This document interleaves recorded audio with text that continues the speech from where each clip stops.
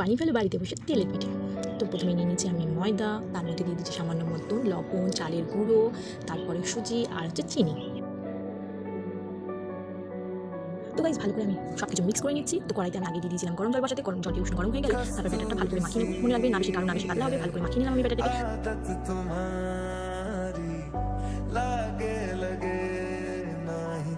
তার মধ্যে দিয়ে দিচ্ছি একটু এলাচ টেস্টের জন্য, তারপর দিয়ে দিলাম তেল গরম হওয়ার জন্য। তো দিয়ে দেবো দুটো এলাচ বাটা। ব্যাটারটাকে কিছুক্ষণের জন্য ঢেকে এলাচটাকে বেটে নেব ভালো করে। এলাচটি বাটা হয়ে গিয়েছে, এরপরে ব্যাটারের মধ্যে মিশিয়ে দেবো, ভালো করে আরেকবার মাখিয়ে নেবো একটু। মোটামুটি করে নিতে গরম হয়ে গেছে, দেখতে পাচ্ছ ছেড়ে দিলাম আমার পিঠেটি। তো কত সুন্দর ফুলেছে লুচি মতো, তোমরা দেখতে পাচ্ছ, মনে হচ্ছে না এটা কি তেলের পিঠে বলেছে। তো বন্ধুরা ভিডিওটি ভালো লাগলে লাইক, কমেন্ট আর সাবস্ক্রাইব করে দিয়ে আমার চ্যানেলটিকে আর পাশে থাকবে।